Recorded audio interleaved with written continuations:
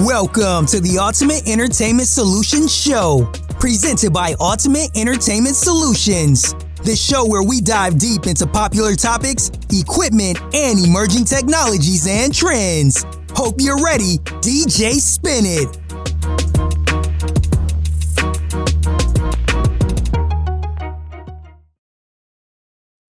What's up, ladies and gentlemen? I am back with another podcast. I know it seemed like it's been a minute, and I apologize.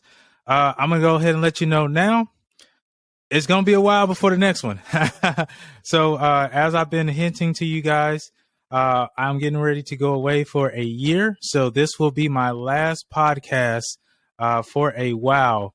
Once I get situated in place where I am going to try to get up and running, and I'm going to try to bring you some content. So I have been busy. I had several weddings since the last time we talked. I have two more weddings. Actually, I have another wedding this weekend, and I have a Christmas party prior to the wedding on Friday. So I have a 2 event this weekend, and then I'm going to end my 2022 season on that. I declined all other events. So I'm going to take the rest of the year, spend it with family, and just kind of relax. But anyway, enough about me. So as you can see, we have another guest on our show. I'm going to introduce him. His name is Tavares Reed. And ladies and gentlemen, I'm just going to let him introduce himself and kind of let him tell you about him. The floor is yours. All right. Well, thanks for inviting me. My name is Tavares Reed, also known as DJ Big T in some circles. Pretty much my whole DJ career began back in the 90s, where I was carrying records for my cousin and my now brother-in-law. He had a contract over on the NCO at one of the local Air Force base nearby. And I started carrying records and started hooking up his equipment, and even played about the first 1 or 2 hours and just kind of grew from there. Having training on the records, and let me tell you carry a crate full of records, you'll appreciate these 50-pound tops and everything, because, I mean, we were rolling in 100-pound cabinets like it was nothing for a lot less money. Anyway, I did that for a few years until 9/11. And, things just went down as far as the civilians coming to the club. Kind of got out of DJing at that point, and then I had a cousin who was getting married, and she asked if I could help her out with her wedding. I decided to take it on. Wasn't the best, but I learned a lot from it. Picked back up on weddings in 2008 of my first paid gig for a wedding, and just been trying to get 1% better with each event since then. So that's where I am now. Mostly here in Eastern North Carolina, pretty much Raleigh on East. Very diverse clientele. Again, primarily weddings, occasional birthday parties, and some corporate events. Try to stay away from the school stuff, unless I have a direct relationship with the schools. Right. Nothing wrong with that. So what you rocking right now? As far as equipment. Equipment, okay. My current primary setup would be Rain 1, which I just love. I'm a sucker for motorized platters, just like many other folks. I'm rocking that. Then, again, primarily I use EV Evolve 50s, which, again, for the number of guests and the size venues that I regularly play at, they work well. Sometimes I'll rent more equipment, for a larger facility, or even use satellite speakers. And actually, right here is the eVerse 8, EV eVerse 8. I'll use it as a satellite speaker. I'm waiting on the case for that. But let's see, use a digital Behringer mixer, external mixer. I know they brag about the preamps on the Ring 1, but I'm not really happy with them. It's just a little more controlled at it. External mixers, so I use that. I'm a PC man when it comes to DJ. I got Mac, everything else, but I just can't let go of PC. Right. Maybe I'll go out of it one day, but not today. Yeah. Ain't nothing wrong with that. I started out with PC and then I swapped over to Mac, but I think I'm gonna switch back over to PC. Oh, okay. All right. Yeah, I think I'm gonna swap back over to PC. So don't get me wrong, Mac has not let me down, but you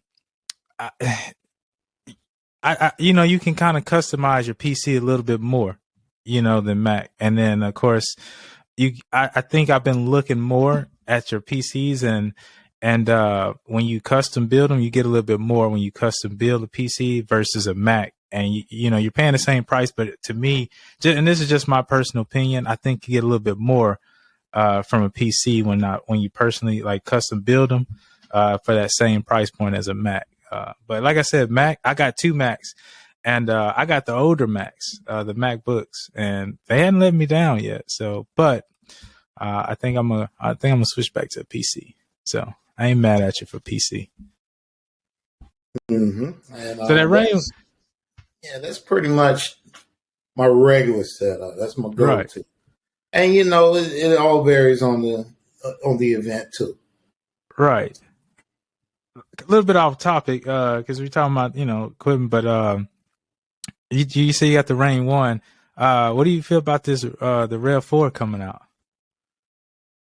Oh, the Ring 4. The Ring 4. I'm sorry, not Rev 4. The Ring 4. And at the day of this recording, DJ Cleveland Terry, who I follow online, he kind of had an official own hands review of the Ring 4. Right. And when I saw the size of it, and he was talking about the handling of the platters, like I said, I'm a sucker for motorized platters now. However, he was saying that the jog wheels on that were, they felt great. Right. Stems, that's the buzzword these days in our DJ world. And, if I were like a really strong stems guy, I know I'd go for that controller simply because it's hardware based. Anytime you got a hardware option and it helps take a load off the computer, from what I'm understanding, I'd go for that. And even down to the line faders being used specifically for acapella and beats. And, that is impressive. The price point, I'm not there. I just don't need it. Right. I can see the appeal. Yeah. Of it. Right. I know, like I said, I follow DJ J Book and his podcast, Twisted Transitions, and we constantly had that debate, and he talked about it on his previous podcast, and I know everybody keeps bringing up that Rev 7, and I have the DDJ 1000 SRT, which is comparable to this new the Ring 4, and that's what I was telling him is pretty much the old battle is software versus hardware. And that's the difference that I saw with the DDJ 1000 and then this Ring 4 is, like you said, it has stems built into it. Then it has the effects paddle on it. So now, like you said, it takes the guesswork out of trying to figure out if my computer can handle stems, and I don't have to worry about having a big enough hard drive, because that's the biggest thing that I've heard about Serato stems is you have to have a lot of space for them, a lot of space. Now, again, like I told you, I have an old school Mac, and I have retrofitted it. It has, if I remember correctly, I took out the CD drive, the ROM drive, and then I took out the old hard drive. It has close to 6 terabytes of space on it. And then, of course, I boosted the RAM as high as I could, but it's limited. It's OO, so it's limited to what I can put in it. But it still has limited space. Once I run out, or you run out, so now being hardware, I don't have to worry about it because it's hardware versus software. So I just wanted to get your opinion on that. And we're going to kind of go ahead and get into our topic of the day, and we're going to be talking about programming. And when we say programming, we're talking about programming in the whole of a sense of like start to finish of an event. And we can kind of go and I'll let you kind of drive it if you want to go. Since you say you primarily do more weddings, we can kind of go into more weddings from, timeline flow, proper music, the proper music volume. Do you ever slow it down, or do you keep the tempo up? Do you have certain times when you're on the microphone, when you're not on the microphone, or, stuff like that. And then I like to kind of pick your brain on, what songs are hot right now as far as genre wise for you. That's what, when we say programming, kind of what we're looking at today. So we'll kind of go, first topic is, the biggest, the one I left out on purpose, because I know this is going to be the hottest topic of programming. And I think this is the major one, the placement of the DJ. Yeah. So I left that one out on purpose because I know everybody's like, well, as soon as I say that, everybody's going to be like, that's going to be the hottest topic, right? So I'll let you chime in on that one. Placement of the DJ. Yeah, so we can beat that horse, and optimally, right in front of the dance floor. That's right. Where we all want to be, right? But you know what? I adapt as well, right? I really consider the room, consider the space, and consider the crowd, because you don't want to put baby in the corner, right? But right. I've been in corners, right?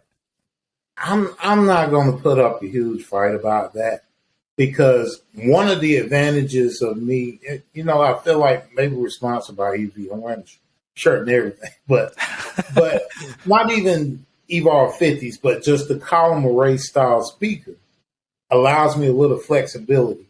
So, I might get stuck in the corner, but guess what? I can run a monitor if I want to, and I can place those speakers because they have a small footprint pretty much wherever, and have it optimized for the dance floor. Right. So, I might have to run a little more cable or whatever. And I might have to do a little more taping, but, at the end, it really ain't about us. Right, And whatever make it for, because, your couple is already dealing with a lot of egos, a lot of emotions, and everything else. So I really try hard to be accommodating, don't put up a big fight about it. Now, I do try to give them a heads up. Again, we're beating a dead horse, but try to give them a heads up on who the guests are who are placed in front of the speakers. Because it never fails. Exactly. That's pretty loud and this and that. And so, again, I use a lot of wireless solutions as well, where I have speakers in the back. And it don't have to be the biggest of spaces either. I just have a speaker kind of running in the back as well, right? At a low volume, and that I can at least turn on that one speaker in front of the table, where where they're fussing and whatnot, and kind of run it like that. But ultimately, you want to be in front of the dance floor. At the same time, though, I don't want to be in all of their pictures either. Exactly. And that comes into play with a photographer as well. If they're taking pictures of the people doing the toast, I don't need to be in the background, scrolling, whatever, I don't need to be in that background like that. So right. It kind of hinges on what the photographer and other vendors do as well. But that's why I try to talk with these folks, and I like working with certain vendors so we can get all that out the way. Exactly. Sometimes I find myself, I guess with my age and how long I've been doing some weddings, that I'm the most experienced and, not too long, but the most professional in the room.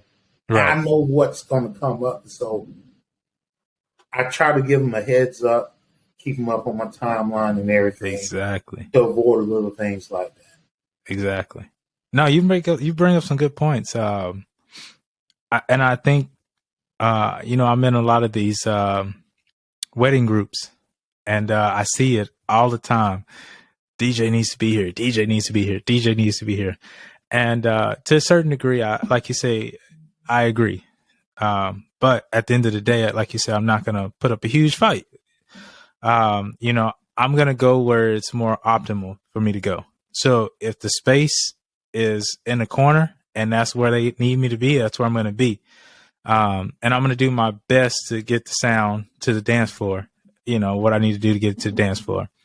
Now I've had issues where they have put grandma or somebody in front of the speaker, and I'm like, that is probably not the best choice of individuals to put here.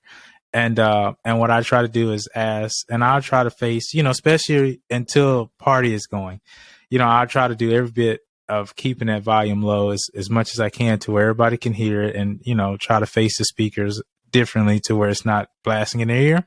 And I'll try to raise them higher to where it's over their ear, especially when they're sitting and stuff. So, and then like you said, you try to do like a satellite speaker somewhere to where it's off and they still have sound somewhere else. So you do things where, you kind of work around. And then of course, once it's time for the party, I let them know like, hey, all right, now it's party time. I have to kind of crank it up. It would probably be best if you didn't want it to be blasting your ear, if you moved, somewhere. And I just give them a heads up prior to me turning it up. I don't just blast in grandma's ear.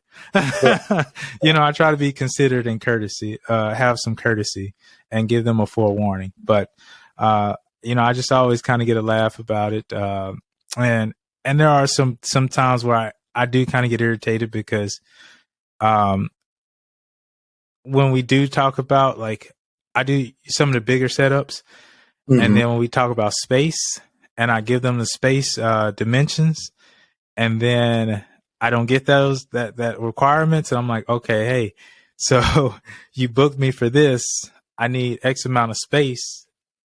What you gave me, I can't work with. And then, you're trying to cram, and then it kind of makes it a little bit difficult for you. That's the kind of part that where it kind of annoys me as far as setup wise in there. So, but yeah, you make some good points about the placement of DJ. But we had to touch on that one. I know we're beating a dead horse, but that's like the number one topic. And so we have to touch on that. Yeah. And it's a valid topic too. Right. It's a valid concern. And sometimes it's just an oversight. Right. You got to keep in mind, we do these parties every weekend. Right. However, this, for most couples, is the biggest and only party that they'll ever have like this. Right. And so they don't necessarily think about those things first, but we see it every weekend. So. Exactly. So, and like I said, with the satellite speakers, and that's one of the reasons why I use the external mixer, because I have it going in the aux out where it's mostly voice. It's mostly the mic that's on my satellite speaker for toast and everything else. Right. Music is playing, but it's at a lower level than what I have on the dashboard. Exactly. So between all of that, I'm not too caught up in placement unless it's just absolutely ridiculous. Right. Yeah. No. Yeah. You're right about that. So we'll kind of go into your timeline flow. We'll kind of dive into that. Give me. I see you smiling, so give me. I'm smiling because it seems like this year. Well, no, you know what? Since kind of the bounce back from COVID, it kind of changed some. But I'd say the typical, most of the weddings, you bang out, at the cocktail and everybody move into the room. You got your intros. Right. Then after that, go right into the first dance. Correct. While most of the party is on the floor. Correct. Knock out parents' dances, father, son. Father, daughter. Right. Son. do the blessing. We eat toast. Correct. After that, probably come back to cake cutting. Right. And bang out dance floor. That's how most of them flow in the past. However, we got a new generation. And number one, they're getting rid of a lot of the traditions now. Yes, they are. They're dropping parents' dances. Yep. It's been a couple where we do them intros and we eat, and then they ready to, they out there. Get all that stuff, the cake cutting. Yep. Or if they do a cake cutting, it's private. Yeah. You know, everybody's still dancing, but we don't highlight that anymore. No more sugar pie, honey, none of that stuff. They just cut the cake and keep it moving. Right. You know, and let's not talk about bouquet garter toss. You know, that's a lot of that is getting out of the window. And rightfully so in some cases I've seen that. Probably need to go. Right. But yeah, that's a typical timeline. Right. At least in the region that I work in. Right. No, you're right. You're right. So what's the importance of proper flow? Importance of proper flow is determining how long you want your guests to stay. I think it comes down to that.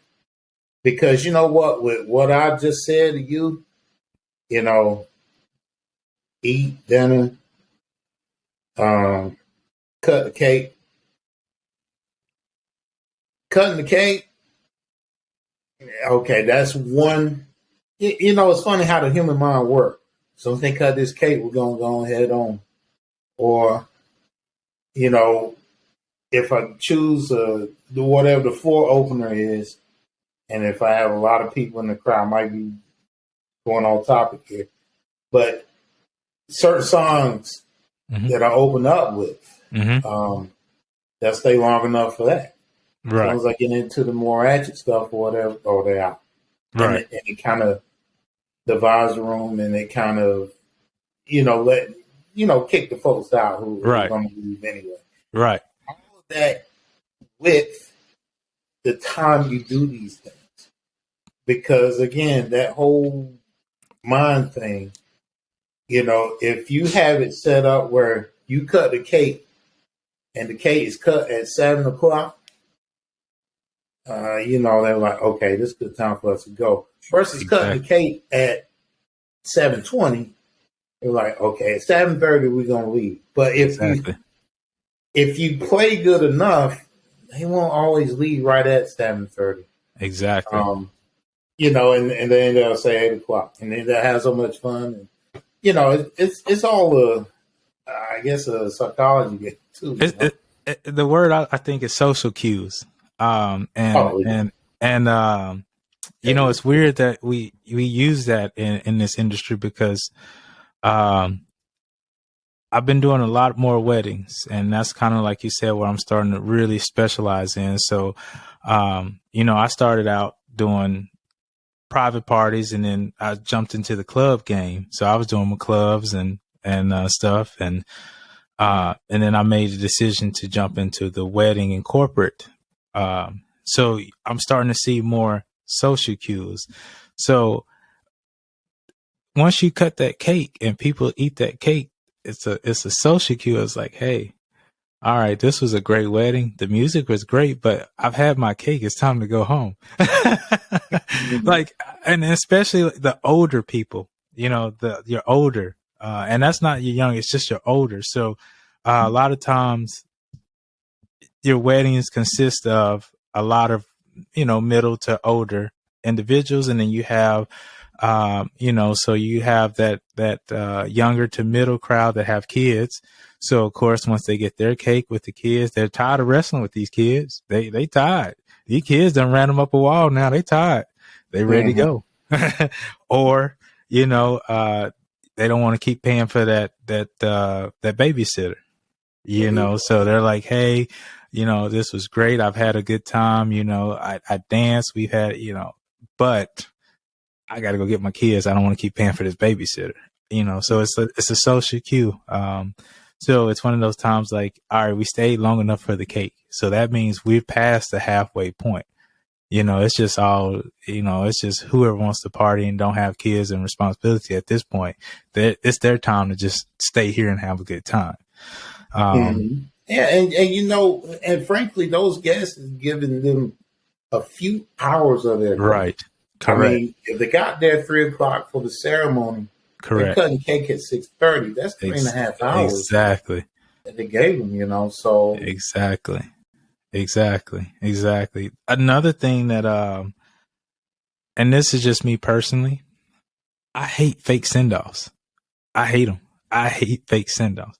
I know for the couple, I know the purpose of them, and I know for the photographer, and that's why I never tell them no.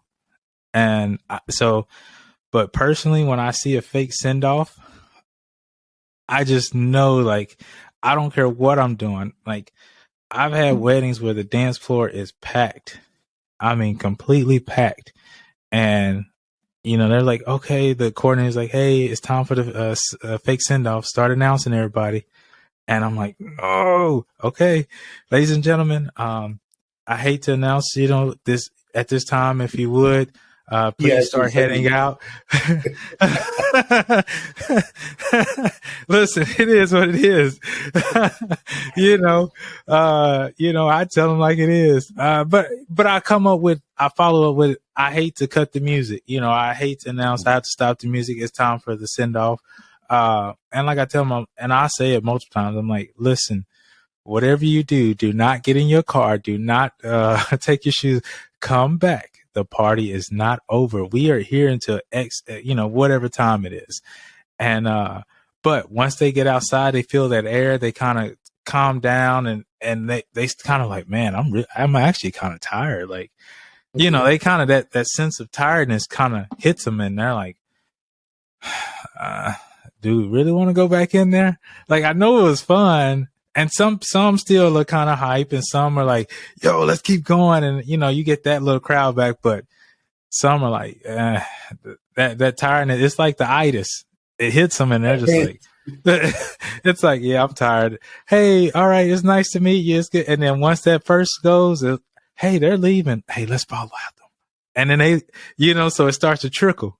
So, the timeline flow, it's very important to and I talk to my couples and I'm very upfront with them and I let them know, I'm like, look, this is not a party killer or buzz killer. I just want you to know, like, hey, look, this is my suggestions to you for a timeline. It is up to you to take my suggestions or to not take them. Ultimately, you are the client. So if you want to run with whatever, listen, I'm down. I just want to give you the scenarios. If this happens, this is probably why. And I like to tell them, like, look, if it's raining outside, if it's cold outside, if you have a terrible timeline, the likelihood of your party lasting to when you think it's going to last, it's not going to last because, one, you're fighting elements. People are not going to stay with that. So you have to set yourself up for success with your timeline. So you kind of hit our next topic with the flow. So the music, proper music. So we'll kind of just go on into that one. You kind of already went into that one. So give us some examples, like, you were saying, like, the right music at the right time with the right crowd. Well, kind of a way to bridge that last topic of the fake send-off. So fake send-off, you know what?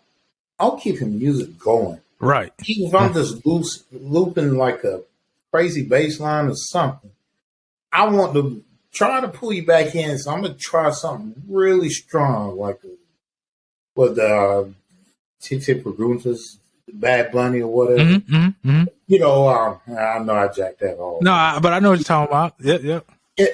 Take something strong like that where, we got to get back in there. Right. Whatever it takes, because they're just taking pictures. I just want to keep some music going, so that Exactly. they'll come back in. Seem like that work a lot of times, and like I said, it divides up your crowd. Right. You know, the people come back in there, they're gonna rock with you. Exactly. Right? Exactly. So all right, so we'll back up. Now, when you say what am I playing and everything, are you talking about dinner music or? Well, you know, like your proper music. So, and we're still talking about programming. So, and I think I talked to you about it one time is, and even with Corey and Mario, I had a wedding and it was a younger couple and they wanted a lot of the younger rap, but their crowd was an older crowd. And I had the younger rap and everything. And my plan was to play that toward the end of the night to keep their crowd there, because you want to keep as many people there as you can, keep everybody dancing and keep as many people on the floor as you can.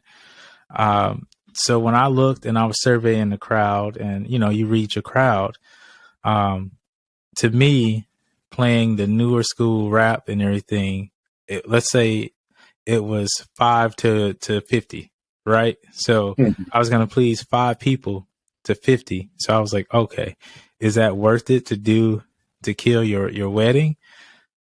I didn't think so. So I said, okay, well, we could play your music, you know, within the last hour and a half, and you still have a good time. And, you know, because most of all the older people are going to leave somewhere before that hour and a half. So once they start leaving, then that's when I'm going to start transitioning to your music. But with the request of the coordinator, 3 hours before it was time to go, they wanted me to change to their music. And I mean, it killed the party. It absolutely killed the party. I mean, I played everything that they came up requested. And I mean, they were hyped. I had all of them on the dance floor hype. I mean, they thought they were in the club. But when you looked out, I mean, it was just like 5 of them. And then they looked around and everybody was gone. They were like, oh, well, I guess it's over. The wedding's over. And it was, you know, and you know, you got to keep in mind what a reception is, which is basically a big thank you to all your guests. Right. For taking out time and resources to come out. And so you don't want to do a disservice to them, you know, entertaining those 5 and making the other 45 angry and right. Not even angry, but just not connected with them. Right. So, you know, you got to look out for them too. A lot of times I'll use, you know, I guess we kind of bang out the same thing, the whole Uptown Funks and and Dancing Queens and all that stuff. Right. Those are kind of my first 15-minute type songs that use and dance well. And then I really gauge it from there because, see, auntie and grandma, they flew in from wherever. You know, they want to hear that song. Exactly. You know, I try not to get caught up on what a lot of other DJs say because, you know, seem like us DJs will keep a circle of DJs around us. Right. And yeah, we all playing, I don't know, Bruno or whatever every week. Right. We get sick of it. But auntie, she don't hear it that often. Exactly. We really got to keep that in mind. Now, I might come out of it quick. I ain't playing the whole 24K. But, you know, still, just giving her a taste and just doing a lot of quick edits and stuff with all that typical wedding stuff. Right. And, you know, and I play it just to entertain. And that brought the wedding party that's with them, they kind of understand that in most cases, at least in my experience.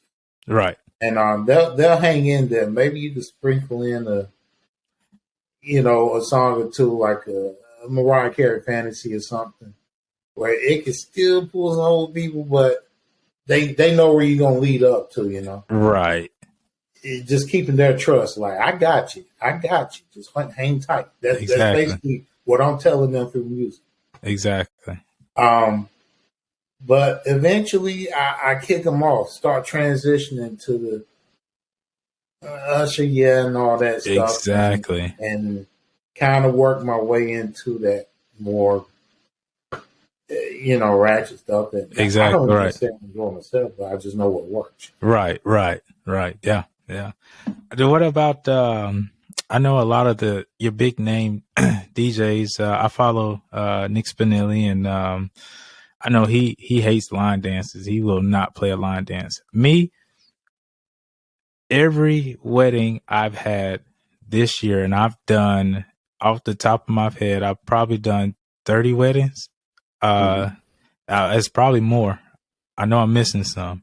I know I've done more than 30 events, but I want to say 30 of them are weddings. Except for one, they all said it's in their must play line dance. And I mean, and he's up in Philly, so I don't know where this is coming from, as like line dances are fattening out. Like I don't know where it's coming out. Like every one I'm doing is, and then I'm even doing a corporate party, like Christmas party Friday, and they have a little portion that says line dance portion. And I'm like, so you want nothing but line dances right here? And they were like, yes. And I'm like, wait a minute. Whoa. All right, let's talk about this. I'm not going to play line dances for 15 minutes. Like, let's talk about that. I was like, I'll play line dances, but I'm not going to play them back to back to back to back. I was like, that's where I say no. And that's what they wanted. They were like, well, we want you to play all of them. I was like, no. So, the clientele that I have, I mean, they are huge still. So I mean, what have you seen about line dances? Let's see. There's only been about 2 this year. I think, because it said absolutely no line dances. Right. No Bruno. Right. All right. Now, line dances, they're not my go-to. Right. Once upon a time was nothing for me to open for Cupid. Right. It seems like that's the most universally accepted line dance, regardless of your crowd or whatever. But those aren't my go-tos anymore. Right. Sometimes, if I just can't figure them out, I'll go Cupid or something like that. But right. Most time we're doing what we're supposed to do. I just kind of feel it out. I'm like, well, maybe they'll wobble, maybe they'll Cupid. Right. I don't know. It's just not a go-to for me anymore. You know what I use them for? Is when I need to go to the bathroom. Because they're long. I'm like, what else someone play that's like 4 minutes long, whatever that, because like you say, you're quick at it, like quick mixing and stuff. So, and typically like with a line dance, if you quick mix it and they want to hear it, you're probably going to die because they're going to riot. Yeah. So yeah, it's only, by default, the only songs I don't really quick mix are line dances, sing-alongs, slow, and Beyonce. Yeah. So I got a Beyonce, and I'm gonna be honest. It's mixed in with Juvenile, Back That Thing Up. So it's mixed in. It's I forgot the name of it, but I forgot which song it is, but it's Crazy in Love? No, it's not Crazy in Love. It's no, it is Crazy in Love. Yeah, it is. Because when she goes,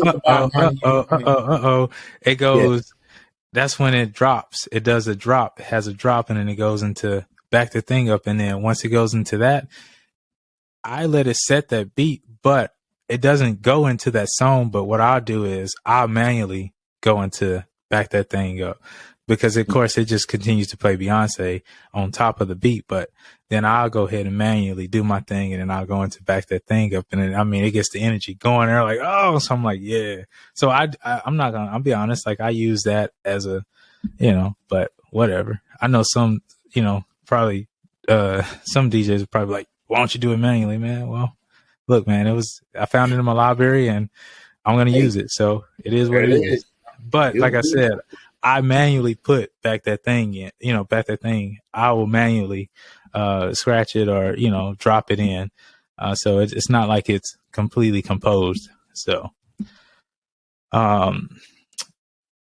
now when we talk about music, and we kind of touched on it, the volume, and I'm guilty of this as well.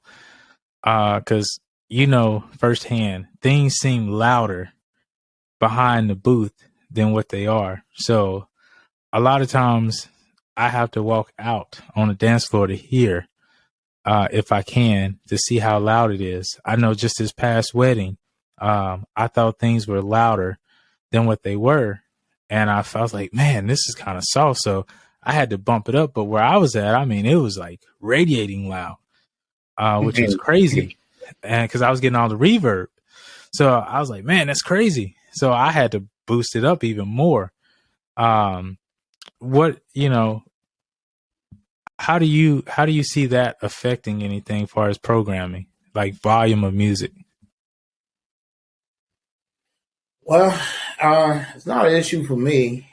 I wear my headphones pretty much all event, and might take an ear off, Mm-hmm. just to make sure bass lines and stuff come in. But I keep my headphones on. I use V Motors, and they're pretty good with canceling stuff. So Right. I just crank it up. It's a difference, of course, when you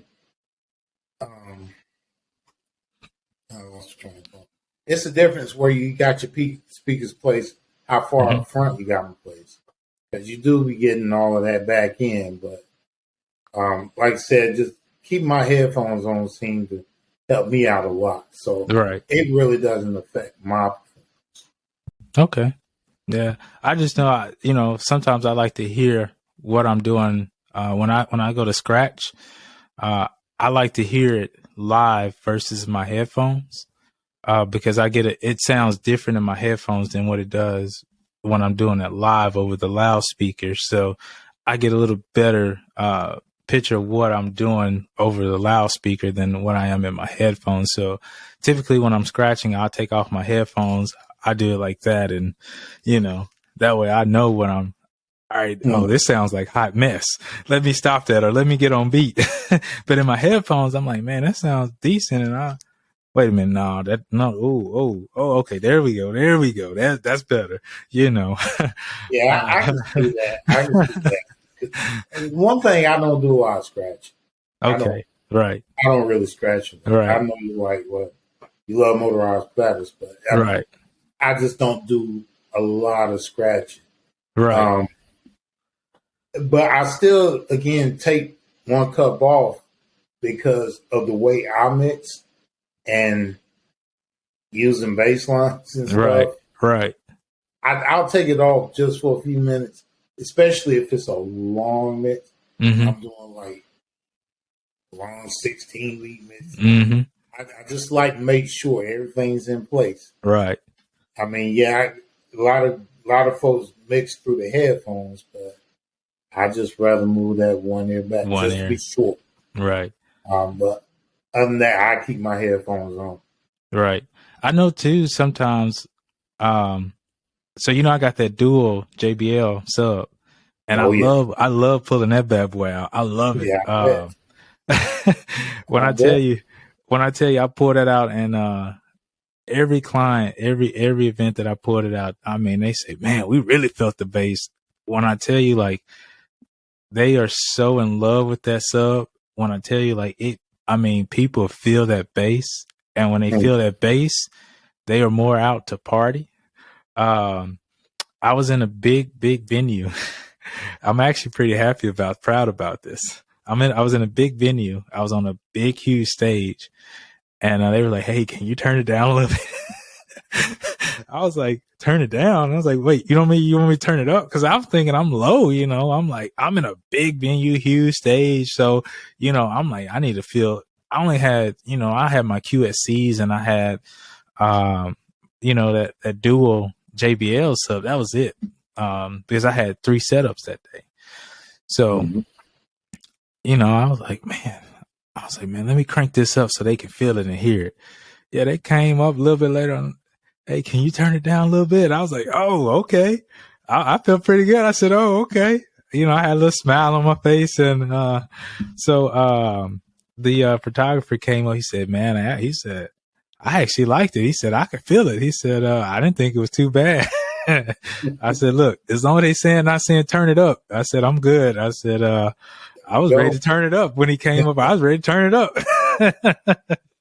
But, again, I think people like when they can feel and they feel that bass because they get that energy, especially when you have a real good mix going on. I think they can get into it a little bit more. And that's when they start to go, that's when you see some wild parties going.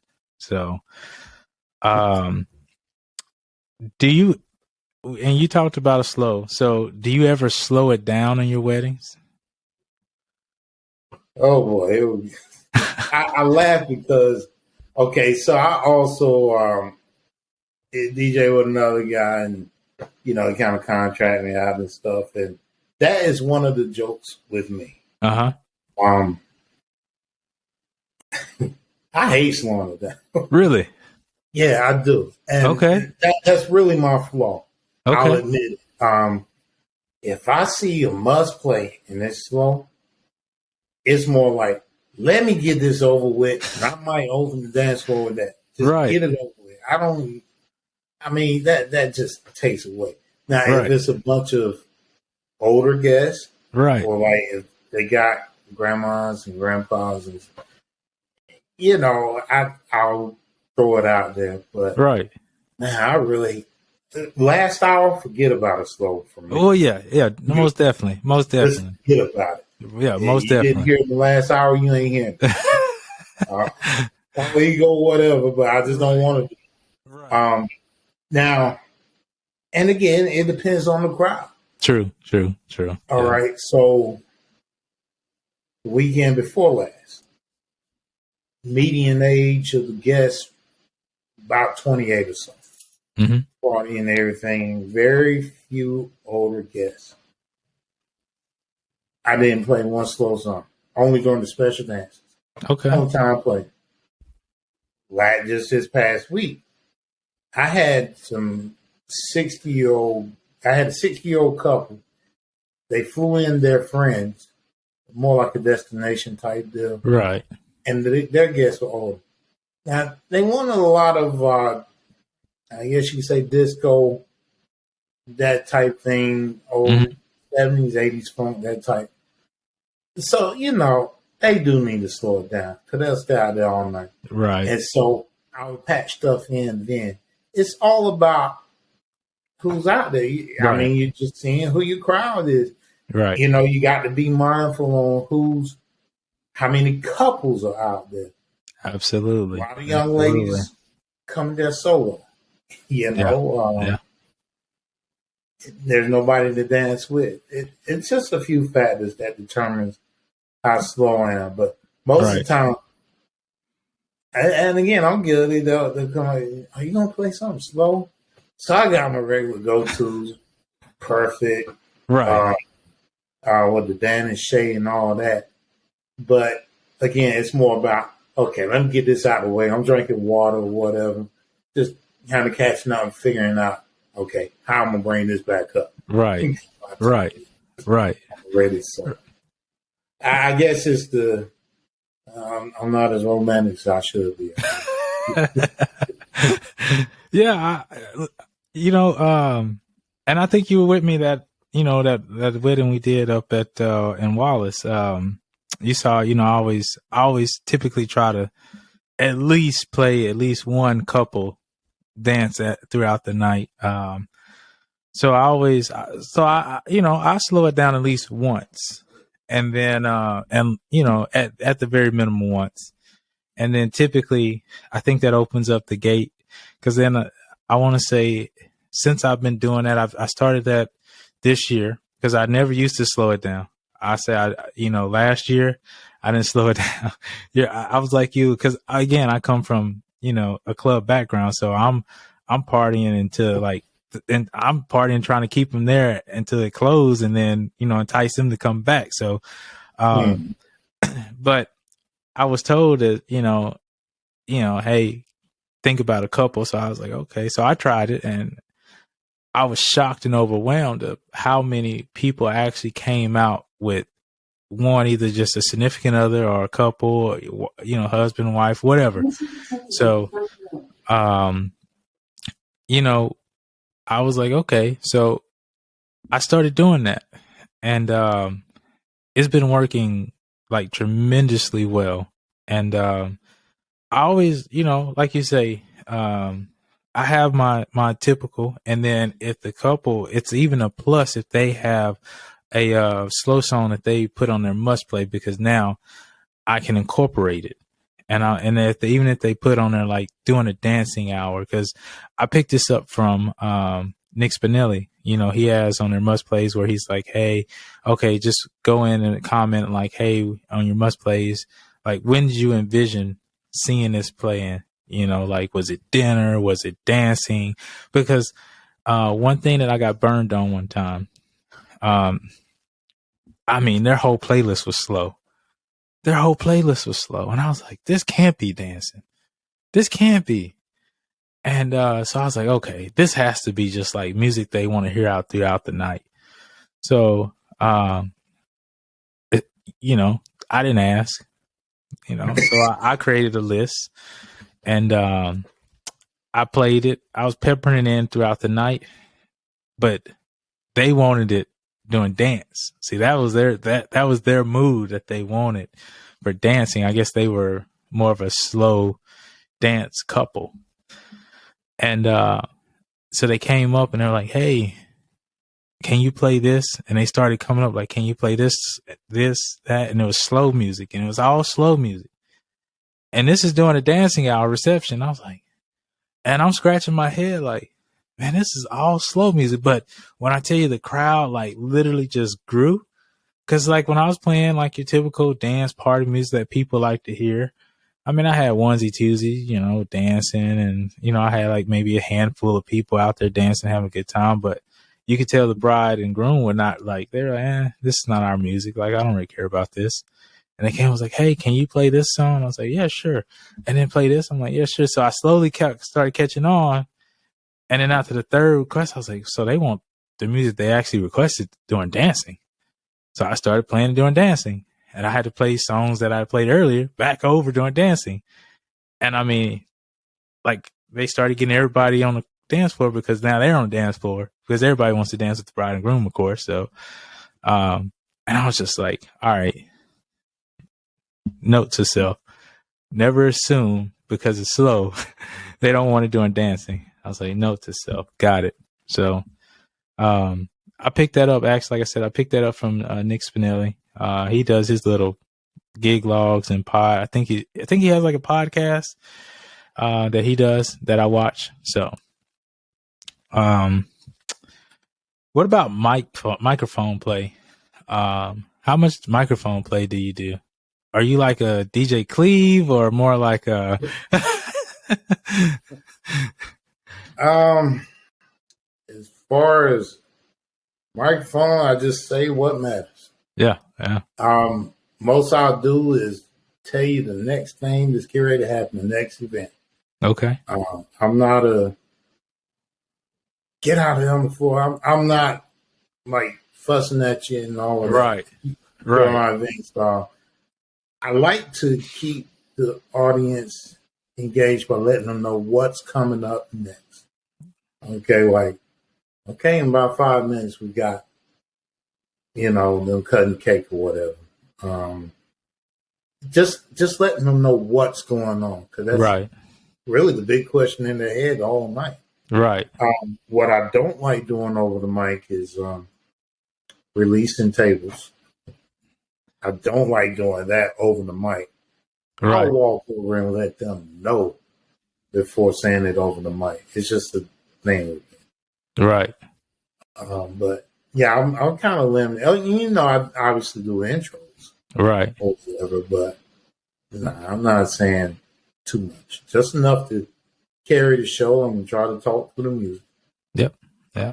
Yeah. I think we had a discussion about the tables. I think you and I both agree. Like, that's probably one of the duties that I least, one of my least favorite duties is releasing tables to eat. And I still try to remember what you tell me to, kind of suggestions, and I still mess it up to this day. So now what I do is, after I release, bride and groom, bridal party and the family, I just say table 6, table 7. And I've watched everybody. I mean, Nick Spinelli, all of them have given like tips on how to like do it more professionally. And like you said, I'm just so uncomfortable telling somebody they can go eat, so I'm just like, and half the time when, you tell them like, ladies and gentlemen, to keep, congestion down, I will be releasing your tables. So please keep seated until I come by and release your table, or I release your table over the microphone. Man, they just look at you stupid and be like, yeah, okay. All right, DJ. And they get up anyway. And I'm just like, I just look at them. I'm just like, you know what? If you want to stand in line for 40 minutes, hey, have at it.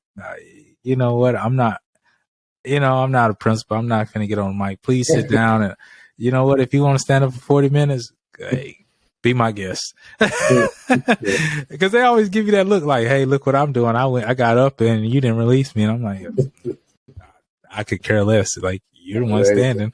I was just trying to help you out so you didn't have to stand for 40 minutes. And, but if you want to stand 40 minutes, go for it. Be my guest. I don't really care. I hope you brought your plate, because you're going to have to go back and get your plate. Yeah.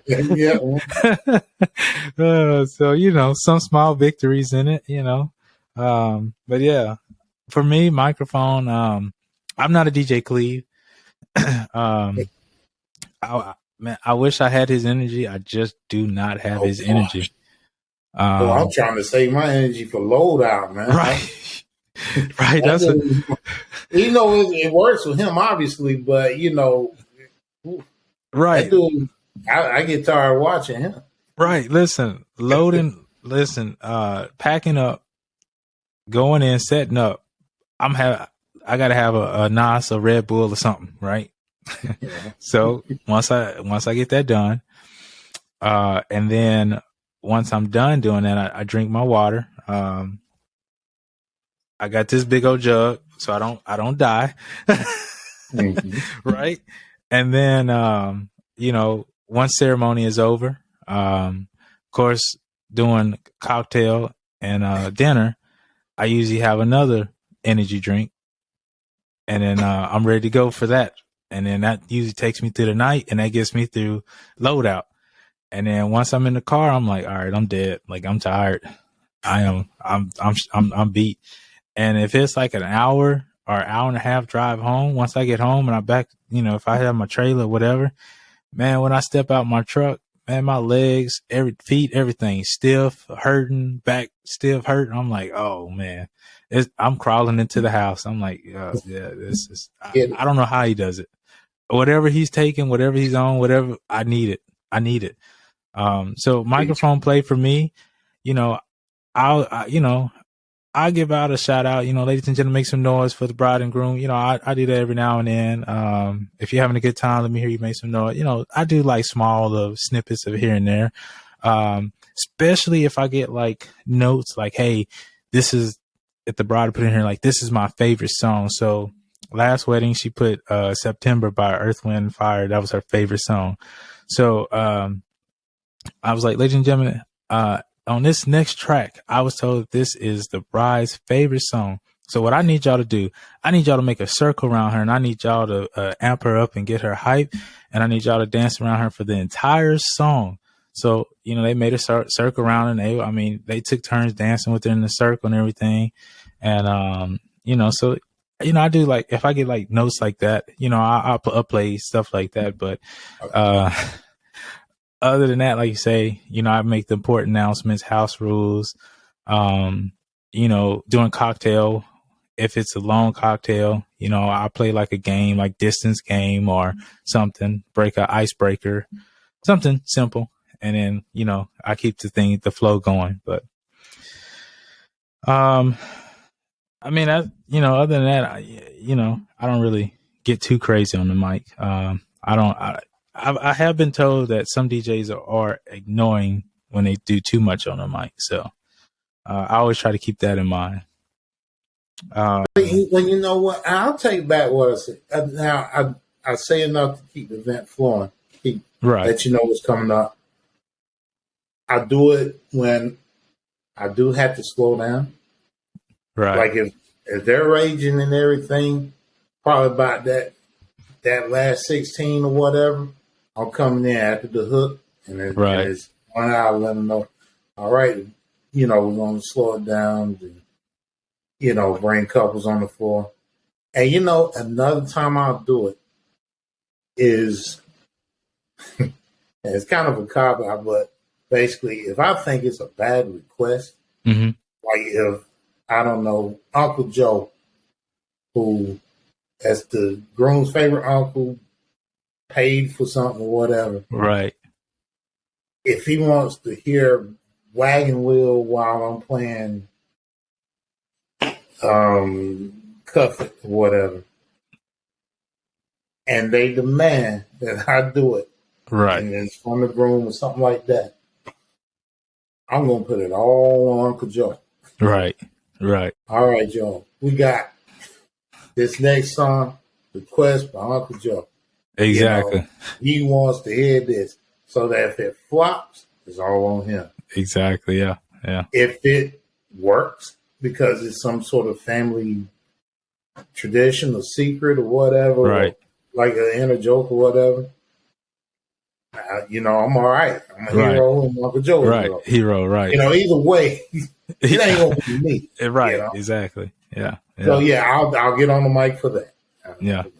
No, I agree with you. So I do the same, especially like you said, if it completely throws off everything, you know, ladies and gentlemen, we got another request from so-and-so. So we're going to play it right now at this time. I need everybody on the dance floor. And boom. And then it's either flop or not, you know? Mm-hmm. Especially like you say, like they come up there demanding, like, I paid for this wedding. You know, okay. Well, hey, all right. Look, I got you. Don't worry. I got you. You know, you smile at them like, hey, I got you. And you wave. Listen, I wave at them, let them know hey, I played it for you. You give them a thumbs up. You know, keep it professional and let them know, like, hey, this your song, buddy. And all in the time of your head, you just laughing and, you know, hey, ain't nobody on the dance floor. So, but yeah. So, I mean, that pretty much wraps up our, you know, programming. So what I always like to do is end on pro tip, and then we'll follow up with the hot seat. So, pro tip, you got any pro tip for our viewers? Buy once, cry once. My man, that's what I like to hear. I mean, just, you know, you can get by on a lot of things, but you're going to learn. Yeah. And just get what you need the first time. Yeah. Whether it's backup system, whether it's the subs, you know. Yeah, you can. Well, I'm not going to drop brands and stuff. You can get the cheaper stuff, or you can go ahead on with the JBL SRXs, you know, and go and bang it out like you're supposed to, you know. And I'm telling you, every time you be like, I wish I'd done this the first time. 'Cause I got some purchases right now. You can ask my wife that I got that. I shouldn't have gotten that. You know, why did I even waste my time with that? Yeah. Just do right the first time. Just save a lot of money. It hurts at the beginning, but you'll be so glad you've done it after a while. Listen, you can't say that enough. And I think I kind of went over that a little bit on the previous podcast when I was doing equipment. And I know I'm helping out another DJ that's kind of coming into the game now. And again, nothing against certain brands out there. Mackie, I've had Mackies. I started out with Mackies, and don't get me wrong, Mackies are a great speaker for what they do. But once you start getting up into your bigger venues and you know you need to start pushing them and you need a little bit more, that's where you start to see the distinction from Mackies and even your EVs, that middle range EVs, and then your JBL, QSCs, RCFs, and that's where they start to fall. And like I said, nothing against Mackies. If you got Mackies and rocking them, man, rock them. Rock them until you can't anymore. Because that's what I did. I rocked them until I couldn't anymore, until I was forced to upgrade. But, you know, had I had gone ahead and spent the extra couple $100, you know, I probably wouldn't have to upgrade. And that's basically what happened. So yeah, absolutely. I can't tell you how many lights that I cheaped out on. Yeah, I can't tell you how many I've cheaped out on. And, yeah. Yeah. So it pays. It pays even right now. Like, I have the tri wedges, and they're not even a cheap light by far, but I've used them to the point where now I'm ready to upgrade because they don't have the Wi-Fi built into them. Like you saw, you was like, man, you got a lot of the Wi-Fi's, and so I'm spending more money trying to buy Wi-Fi's to go wireless, right? And now I have to buy the DMX cables to go. So I'm just spending more money. So my next upgrade will be the uplights that has the Wi-Fi built into them. And then I might sell those. I might rent those out. I don't know what I'm going to do with them yet. I might just rent those out to clients or to other DJs who don't need wireless or don't need like the color changing. They just need like a static or something, or up and coming DJs who just need a light, entry level light to offer. So I don't know if I'm going to get rid of them or not. Still just trying to debate on what I'm going to do with those. Cause I got 20 something of those lights and then the Wi-Fi's to go with them. So we'll see. And that brings us to the hot seat of the day. Again, disclaimer is basically we're not trying to talk down on any vendor, venues, or clients. It's just basically this is a safe space for us to come in and just, openly talk about something that has maybe it's like a pet peeve of ours or something that really nags at us.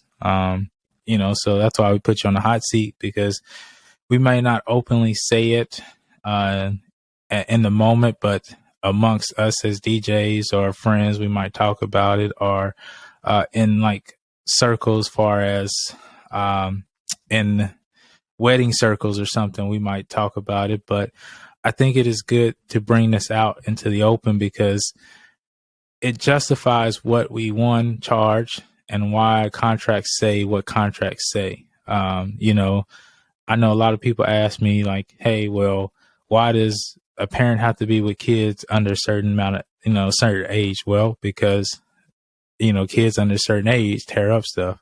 I mean, that's just, trial and error. Been there, done that. It's been done over and over. It's nothing against the kid or the child, but I've had so many events where that child under that age have torn up stuff. And then it's a safety thing as well. So if they get hurt, the parent should be there to watch them. the parent should have parental guardianship over them, watching them, so it's just a safety thing. So a lot of times it just kind of explains why we have stuff in our contract or why we do things the way we do things. So I'll put you on the hot seat real quick and just give us something that's like a pet peeve of yours or something that kind of nags at you that maybe you hadn't really said openly or something, and you don't have to use any names, or any you don't have to associate it with any venues, vendors, anything like that. You can be very broad. I was going to mention one thing, and as you were talking, I'm like, well, you know what? I think what bugs me more than anything are these venues with unreasonable noise level limits. They're doing a disservice to all of the vendors and their clients that rent these places. When you're, and like I said, unreasonable limits. Right. When you're stuck upstairs and so upstairs is already working against you. Most of your sound staying up top. And unless you have speakers with pole mounts that, angle down. Right. That's already working against you. Mm-hmm. And then when you have noise limits, if you're going to rent out, a lot of these places, rooms be the size of my kitchen. And, they're renting out for thousands. And if you're going to spend that money and have clients to book you out every weekend and continue to do this thing, go all the way professional, get it treated, get sound treatment professionally done so that you can serve them better and they can have a better experience. Because you know what? When these couples, when they go to book the venue, they're not going to say, well, now, do you have a sound ordinance? Do you have limits and stuff on how loud it could be?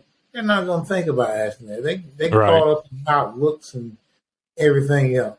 And right. so, there's been times where the couples learn that night that venue has a sound limit. And exactly. It just takes away. Exactly. I just really wish these venue owners, if they're going to do it right. Do it where you have, like I said, the sound treatment and the way these vendors and stuff load in. That goes for DJs, bands, kitchen staff, whoever. Let it work.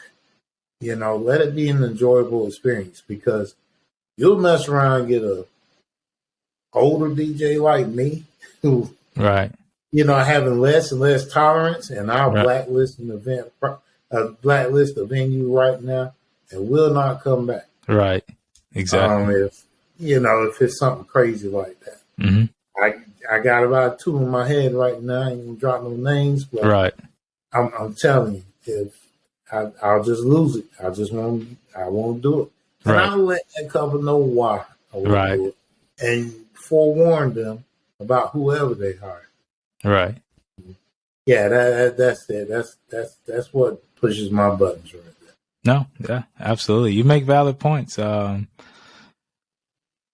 Most couples do not know to ask that. And then when you talk to them about the sound levels, they kind of get a little leery. And as a entertainment company, you don't want to put any unrest in them, because your job is to make their lives less stressful. So it's you kind of put in a rock and a hard spot, right? Because especially if you're already hired and booked for this.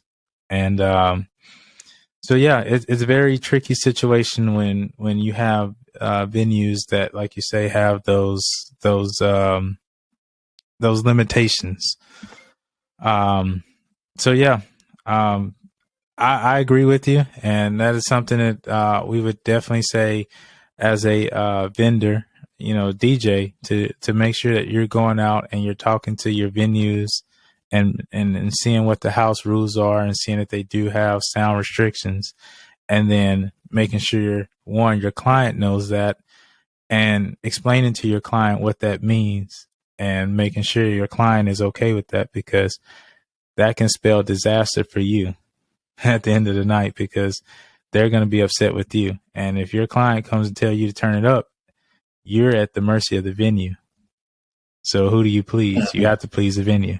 And then you can in turn come around and get a bad review from your client because they're like, well, the music was too low and we didn't have a good, well, then what are you going to do? You're going to blast the venue and then. Hey, well, you know right, what? I'll blast the venue. Right. Right. Well, right. Exactly. But matter of fact, that just happened recently. Right. I pointed to the sign. Exactly. The sign clear as day. Exactly. Saying what they expect, and I let them know right there. Yeah. So that their beef is with the venue. Right. And that, and the client, it's kind of hard because you can tell the client's not happy and they didn't know. So, but anyway, again, I appreciate you coming on. Like I said, I know we've been trying to work this for a while and our schedules just didn't line up. Finally lined up. One more time, let everybody know where they can find you. Put out your information. Oh, well, thank goodness we didn't talk about marketing tonight because I'm not the strongest in that. You can find me on Instagram, T_Reed.DJ. In fact, most of my referrals come from DMs and Instagram. And we take off from there. You can also dial me at 919-432-4891. You can text me. However you throw it at me is how I throw it back. If you Facebook message me, that's what I'll do. If you Instagram message me, if you call me, if you text me. However you throw it at me is how I'm going to get it back to you, and we'll just go from there. You can also email me at info@treeddj.com. Yes, sir. You guys heard it first here. Like I said, I appreciate everybody who tuned in. Again, this is going to be my last podcast for a while. Again, I apologize. I know I'm not regular with the podcast. I hope that is corrected here soon, within the next year. Again, you guys just kind of give me a little leeway. Next podcast, it will not be coming from the States. I can tell you that. So I will be streaming out of the States. So stay tuned. I am going to be trying to push out a lot of information within the upcoming year. I won't have any events next year. Like I said, I won't be here in the States. So I'm just going to try to push out as much learning content as I can for everyone. But again, I appreciate everybody tuning in. Again, thank you for joining us today. Hope everybody have a good one. See you next time, whenever that is. You've been listening to the Ultimate Entertainment Solutions Show. If you enjoyed our show, be sure to tell a friend. Don't forget to hit that subscribe button so you'll never miss a show. See you next time.